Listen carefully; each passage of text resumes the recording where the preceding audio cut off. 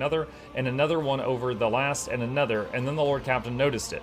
There was a thing on the other side. The picture, covered in a layer of fresh blood, was coming to life, but the Lady Navigator was oblivious. That is when the Lord Captain called out to Lady Cassia. Quick pause here. Let me see. My only exposure to 40k is Astartes and a bit of Dark Time. I love sci-fi, and I've played a ton of CRPGs, but I am iffy on XCOM and turn-based combat. Anyone ever play this in co-op? I'm playing it with a friend. This is single player, isn't it? Wait, hold on. You're making me doubt myself. Hold on. You said that so confidently. Is Warhammer 40k Rogue Trader multiplayer? It does have co-op. Yo! I stand corrected. I thought this was only single-player game. Okay, today I learned. Up to 6 players can play in a co-op campaign. Okay, so in this mode, one player takes on the role of Rogue Trader, while other players each control an individual character within the story. Gotcha. Okay. Understood. Yo, Makoto. Hi, Skooma.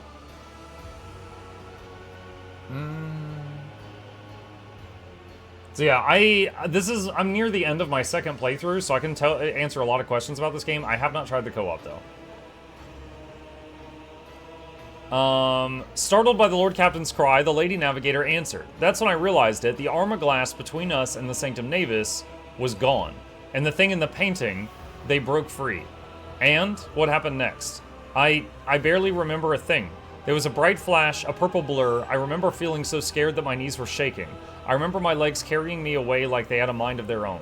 As I ran, I heard screams behind me. The Lord Captain and Lady Cassia, oh God Emperor, the creatures, they pulled them both inside the painting. Sir? Senior Enforcer, Mistress Voxmaster, I have a report that needs to be delivered to the senior officers. The Lord Captain and the Lady Navigator were lost during the emergency warp jump. Their whereabouts are still unknown. I am sending you the interrogation reports. End of recording. Sector, no data. Region, no data. Location, no data. Material. Relation of the Lord Captain's personal account recorded by no data. Note, strictly classified. Access protocol holder Mukluk von Valancius. Tisiphone Orselio's ritual did not go as planned. The warp disturbance triggered by the Lady Navigator's trance washed over the Sanctum Navis. The void ship's machine spirits reacted to a surge of the Immaterium and interpreted it as a call to action. Thus did the emergency jump into the unknown begin. Amid the shrieks of sirens, the clanging of shutters, and the distant hum of the warp engine, some unknown will pulled the Lord Captain into the Sanctum Navis toward the creatures from the living canvas that had already gripped the Lady Navigator's throat. Horrified, almost out of breath, and struggling to scream, Cassia stretched open her hand and began slowly sinking into her own painting. The Lord Captain... Weapon skill 100%. Snatched a dagger from the floor and started hacking at the hands reaching from inside the painting. The ritual dagger of House Roselio cleaved the billowing shadows, and yet the painted hand reformed itself the moment after the blade passed through it. Cassia went limp in the clutches of her horrific creation and was immediately pulled to the other side of the painting. A moment later, Mukluk, still clutching the dagger, was likewise plunged into the depths of the world the Lady Navigator had created. Mukluk awoke finding himself in the middle of a gigantic, boundless, billowing nothingness. His body felt weightless, floating in a void strewn with hundreds of the Lady Navigator's colors. Some of them bright, warm, and alluring, others morose, cold, and heavy. The Lord Captain reached for the bright colors. Mukluk plunged into a river of bright hues, and flashes of rosy sunset and lilac carried him down the dazzling stream. Before long, the Lord Captain was standing in an idyllic garden permeated with the fragrance of flowers and the singing of birds. Servants in purple livery darted back and forth, attending to a withered old woman in a navigator's mask. Sitting on her lap and smiling coyly to everyone was a little girl with ruby eyes and white hair. Be a good little girl, my child, until the day we meet again. With trembling hands, the woman handed the girl to a navigator in laboratory attire. I am out of time. Prepare the child for the Atlas transfer, and destroy all records and mentions of the world of Ir T Vi. None must learn of that which took place here. And remember, her body must grow strong for it to accept my power. Once I have returned, loyalty will be rewarded. The memory dissipated, and a gust of silvery wind hurled the Lord Captain back into the ocean of nothingness. But this time, the nothingness felt dismal. Instead of bright hues, all it contained was shadows of invisible monsters swimming by. Shrouded by a nebulous veil of unfathomableness, the Lord Captain swam toward the dark colors. Alright, so that was whoever was it Tisiphone handing off the the Atlas to child version of Cassie. Grayish-blue waves swallowed the Lord Captain, and the feeling of lightness disappeared as his limbs grew heavy again. Mukluk fell on the hard floor of a laboratory cluttered with vats as tall as a human. Inside them were dozens, hundreds even, of repulsive mutants. Some had no arms or no legs, or two heads or no face, or their innards turned inside out, but each had white skin, white hair, long clawed limbs, and ruby eyes. My lady, the child is born. The tall old woman slowly approached one of the vats. Readings, stable. Mutations, none were detected at any of the stages. Genes, identical, my lady. Chances of survival, 100 times higher than any previous experiment. How long will it take to grow this, child? I fear accelerating the process might cause the body to fail.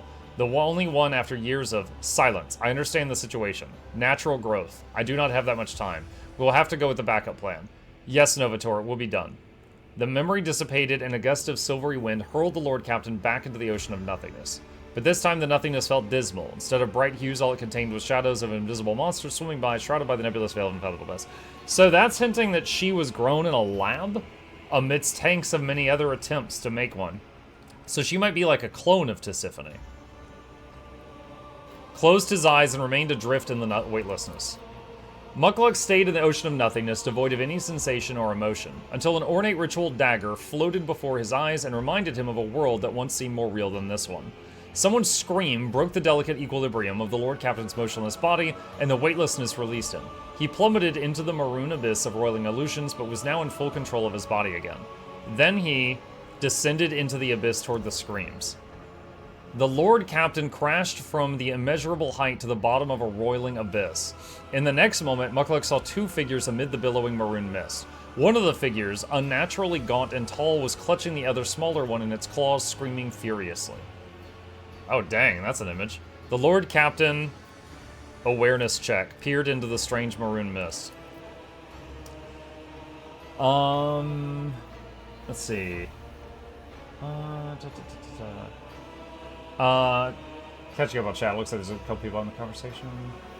Science stuff happens. No, I haven't played Fear either. In the swirling mist all around him, Mukluk could make out human faces stricken with torment, and not just human faces.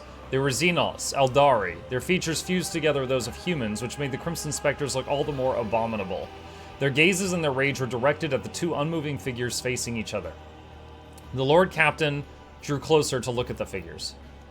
One step was all it took for some unknown force to notice the Lord Captain, seize him, and drag him through the painting's twisted space. Now the Lord Captain could clearly see the dark shade of the long-dead navigator leaning over Cassia. Clutching her neck and its clawed fingers, the shade screamed.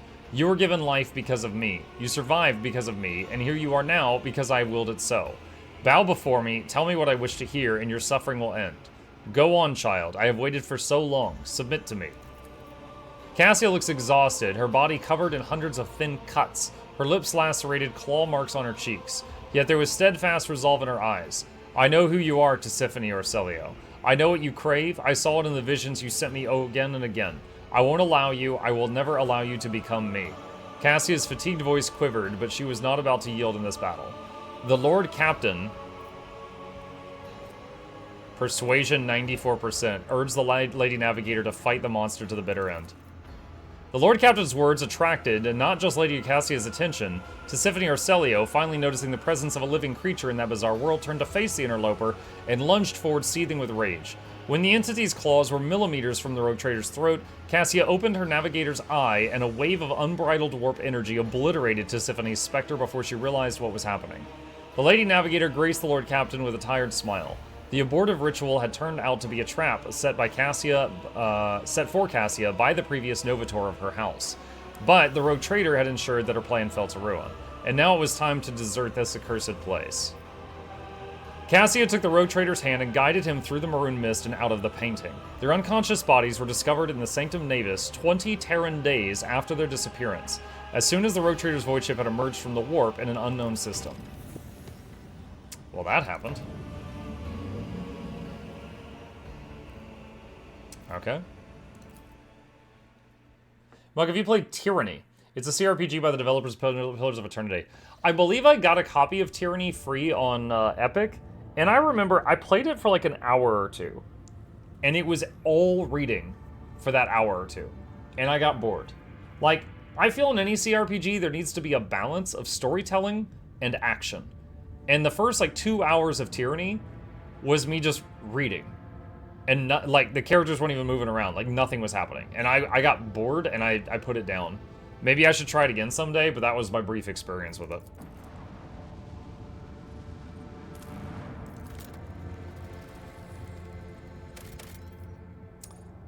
I've seen a planet burn once before. Oh, I couldn't read that in time. What is this?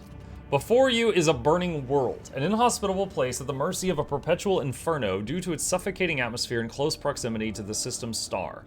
The firestorms on its surface never cease. What could the Casbalica be looking for in such a place? Logic. Utilize the full capabilities of the augurs to locate something unusual on the planet. After many long hours spent analyzing augur data, the tech priest noticed something unusual. A number of constructions of artificial origin can be detected under the planet's surface. They are too vast and peculiar to have been created by humans, but their geometric shapes and other properties clearly indicate they were put together by sentient beings of some kind.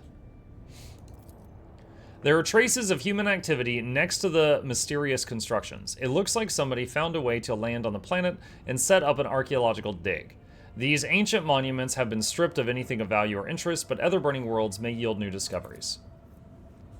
Okay. Oh wait, I just remembered. We might have a ship upgrade. Okay. That's cargo.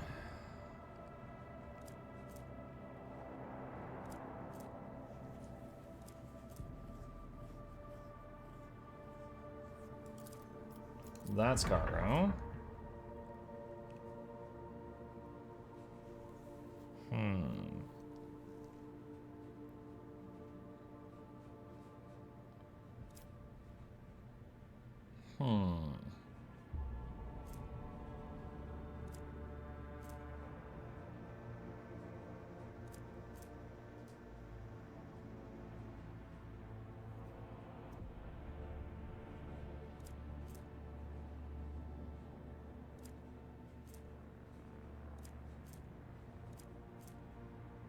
I think this is the new one. Sunhammer Lance Battery.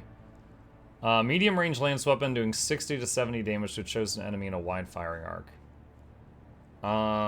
So going from long range to medium, but increasing the damage by quite a bit.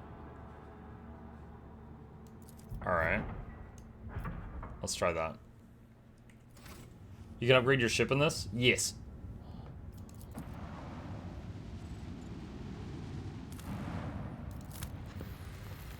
Yeah, you can also build outposts on planets and stuff. Okay, so this is Cassia's quest, I guess. So she has to be there for this. Birds. How are you today? Okay, yeah, I recognize this. I think we've stumbled upon the final area for Cass's quest line.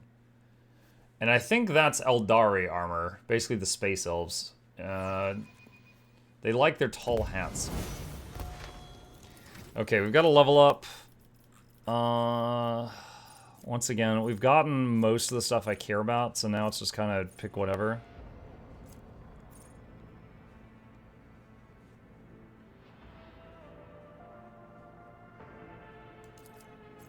Contempt, sure.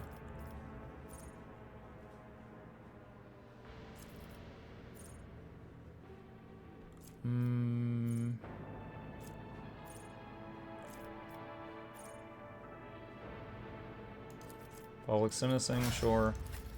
Okay, exemplar.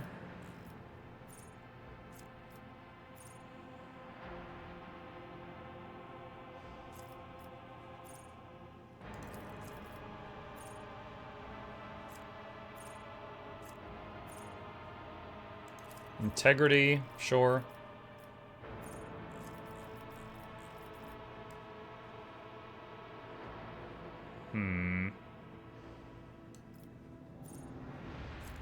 Wounded Beast, I guess. Alright, Heinrichs. It's done. What's this? Critical Sword, human, second sign of sight. Oh, that's kind of cool. Yeah, I'll take that.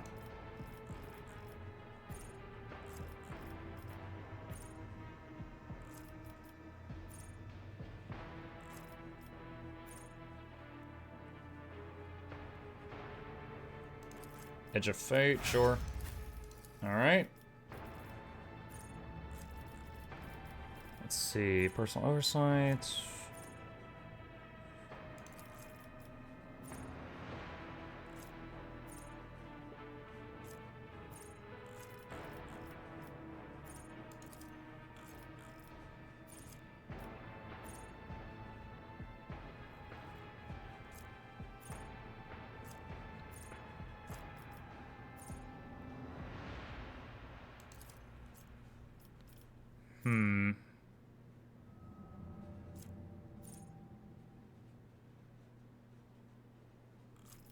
Looking for stuff related to the frontline tactics. We use that one the most.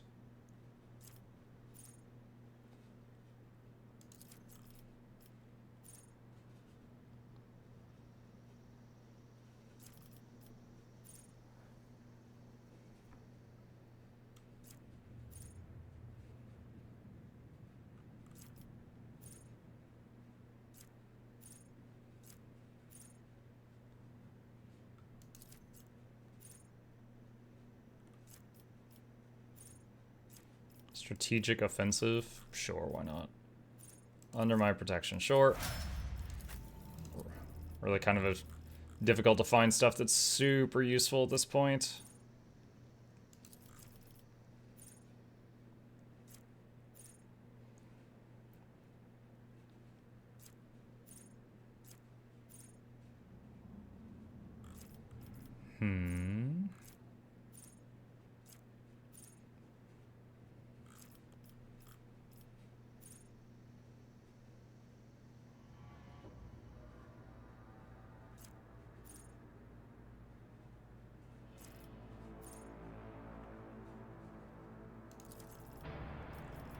Sure.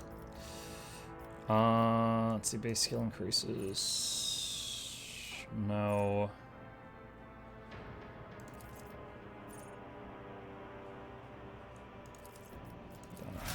Okay, and lastly, Cabela.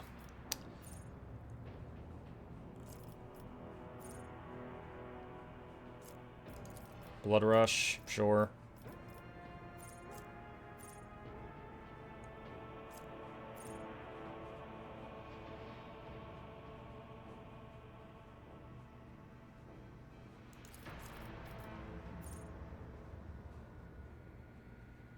Dance of Thorns, sure.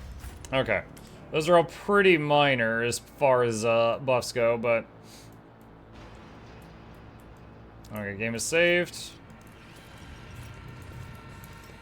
They will see. Oh, yeah. There's barely noticeable imprint of a long clawed hand on the broken cogitator screen. The Eldari Sanctum is blemished by human presence. In their pursuit for ancient secrets, the navigators had no qualms about filling the ruins with machinery and supplies. Genius! Triumph. A job for me. Elite Marksman Gloves, wearer gains 15 to ballistic skill. The Orselio navigators left no stone unturned in this Eldari temple. It is as if they were looking for something that they could just not find. Applaud my brilliance. One step at a time amidst the madness. Decayed pages. House Orselio need not know what is taking place here. The navigators are frightened enough by its power as it is. The last experiment left 3 from the Sithala clan without a shred of reason. Empty shells will bring no glory to House Orselio or its lesser branch. We shall carry on. At last we have managed to implant the artifact in subjects who can wield its power. Perhaps all the navigators who perished in the agonizing torrent of energy were merely a symptom of our decline. I am tired of counting the dead. The weak have no place among those who have witnessed the harnessed the Atlas. Their abilities have grown manifold and become significantly easier to control and more effective at resisting the ruinous influence of the warp. It is all for nothing, all or nothing. Today is the day when my work is completed and the Stairway Atlas takes its final form. The Sithalas have already undergone the operation, and all that is left is me, the Atlas that controls them all. Today I become the greatest Novator in the history of House Orselio, or I turn to nothing. This power is beyond compare. All it took was a whim to make the wretched Sathalis fall dead at my feet. It is as if I have a second heart beating in my chest, subjugating any with the ability to touch it. How regrettable it is that this power only extends to those Orselio navigators whom have accepted a piece of the Atlas within themselves. From now on, all children will be gifted with one at their initiation, and there will be no one who can match our greatness. The heart of the Navigator's camp. This is where Tisiphone Orselio performed her experiments hundreds of years ago. Oh, there will be no peace in my wake. Helmswoman of the Soul Sea, accept this amulet as a token of my respect for your craft. Every experienced ship pirate on Fenris wears one of these. Thank you, Ulfa. I am pleased to know that I am worthy of the Space Wolf's trust, and even more pleased to see it in the motley flashes surrounding your radiant soul. The ruined statues once depicted pages from the long history of the Eldari. In this tapestry of a world, I am the rogue thread. Eldari chainsword.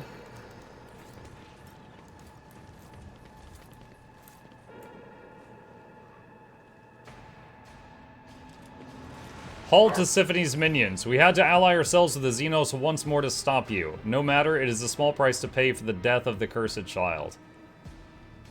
You don't want this fight. You don't want this. Alright, that's House Orselio colors, but who is it? What are they? Throne's gold. Has the rogue trader led us into a trap?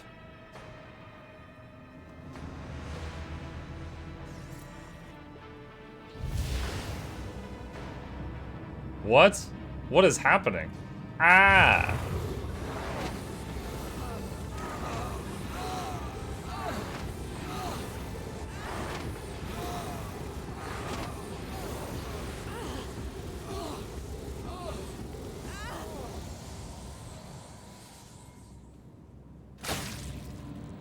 Wow. That's a lot of ketchup. Orselio, Renegade's representative. Damn Xenos, this was not the bargain we struck. Throne smite you. The Navigator, whose skin is so thin it reveals the muscles, bones, and innards underneath, clenches his augmented gold jaw in contempt. What? What does this mean? Has the rogue trader stooped so low as to lure the child and us into a trap? The envoy's lip curls in fury. Great Regent Aranto was wrong to trust you. You spared Regent Aranto's life while passing judgment.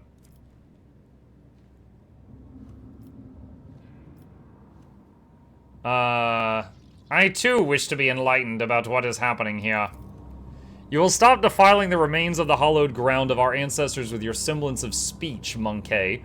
The Harlequin is bright, the Harlequin's bright clothes glimmer faintly in the dim light of the system star, and the sinister grin on his mask only adds to his menacing and aloof presence. The final act will soon unfold where you will pay for the deeds of your ancestors. Stay put and wait for the puppeteer to pull your strings. He's got a multicolored mohawk. Why? Why are there Xenos ruins where the Palace of the Atlas should be? Why is this place coated in an impenetrable black mist? I'm suffocating. Cassia clutches her breastplate near where her Atlas is, her voice feeble and trembling. Three-eyed monkey who sees into Shael, the taint of your ancestors has begun to consume your body and soul. Pathetic fools with an insatiable lust for power that is not yours. Ending your misery will be merciful. Taint? Do you mean the Atlas, Xenos traitor? Silence, traitor. The Atlas is the sacred relic of House Orselio. It is what elevates us above the rest. How dare you? The Regent's envoy abruptly loses his breath with a groan and she clutches her chest where her Atlas is implanted. I refuse to accept this. Impossible. What is this place? Bird says, in Guild Wars 2 are firebrands still needed in groups and in most game modes? Yeah. Yeah, they still were. I mean, there's more options now than there used to be. In the past, firebrands were the only option in groups. Now there are many options, but they are still one. And they're still a great one. Let's see. Regarding Tyranny, gotcha. I don't know how much there is. A lot of people say it's better than PoE. Fair enough, it didn't grab you, though. I quit BG3 after about an hour. I love Rogue Trader. Oh, wow, you quit BG3. That's interesting. I don't know many people that like CRPGs that didn't stick with BG3. Let's see. I'm home, worked all night, very stressful. After I got off work, I drove for 3 hours for DoorDash and got money I needed. Now I have the oven preheating for DiGiorno, and I got a Fanta. Treat yourself. Your primitive language has no words to convey the true nature of this place, but I will venture a try. Some call it a world beneath the first stars, others know it as a crone world or an unblighted world. It was our ancestors' home before we became prey to she who thirsts. What is this taint you speak of, Xenos? Do you not see it? The Harlequin's voice booms throughout the ruined temple. When you, Monkey, discovered this crone world, you tainted it with your crude technology, despoiled it of its relics, ruined all there was to the last stone. But most of all, you sullied the souls of our ancestors reposed in their sacred vessel, the spirit monolith. He points his thin finger at the remarkable crystal floating behind his back. Excuse me. And the Harlequins around you tighten the grips on their weapons. Like a sea of bottomless blue. Cassia looks around her with a stunned expression, her gaze shifting from one Xenos to another. I did not know that living things could exude such saturated hues. I wish I could paint this ocean a different color. Examine the hovering crystal. The enormous translucent stone shares a strange resonance with this place. You can sense the energy emanating from it. Mysterious, restless, coagulated. It resembles a giant heart that has been plucked out of its owner's chest. Its crystal clarity is pierced by hundreds of dark veins that have taken root within a terrible illness. How did the navigators of House Orselio taint the spirit monolith? The experiments. Cassia covers her mouth in horror. This is where she conducted her experiments. Tisiphone. No, it's not possible. To consort with Xenos is to violate the word of the God Emperor. It is known to all that Tisiphone Orselio executed anyone who showed any interest in the enemies of humanity. Is that so? Then why is it that every piece of metal or fabric in this place bears our house's coat of arms? Open your eyes. Quiet. The Harlequin's tone is mild, but it is not a request. I am unsurprised that the truth is hidden from your gazes, three-eyed Monkey who see into Shael. I realized it the moment I first met one of you. Wretched, begging us to help you destroy your own kin.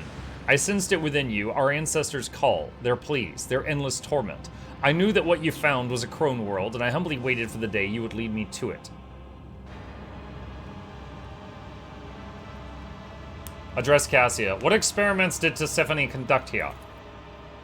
I cannot say where this memory sprang from. Perhaps I saw visions of Tisiphone in my dreams, and yet I have seen all of this so clearly.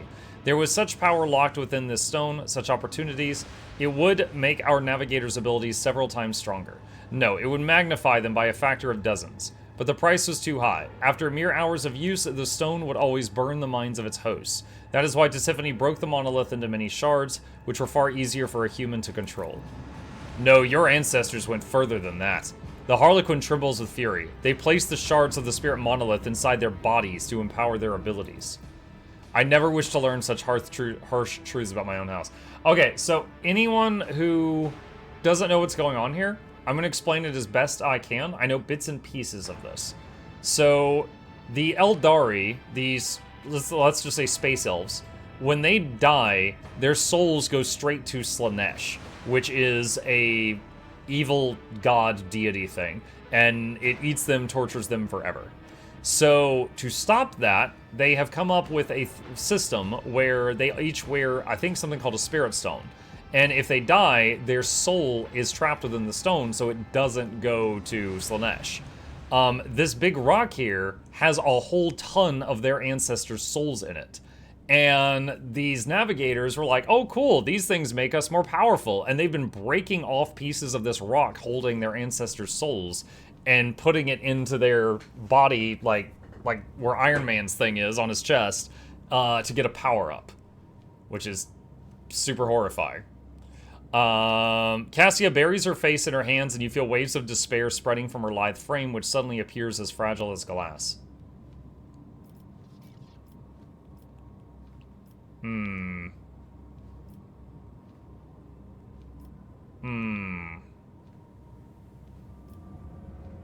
This is appalling. House Orselio's deeds cannot be forgiven. Cassia looks up at you with sorrow in her eyes. So you don't believe that we can make up for the faults of those who came before us? The Renegade Navigator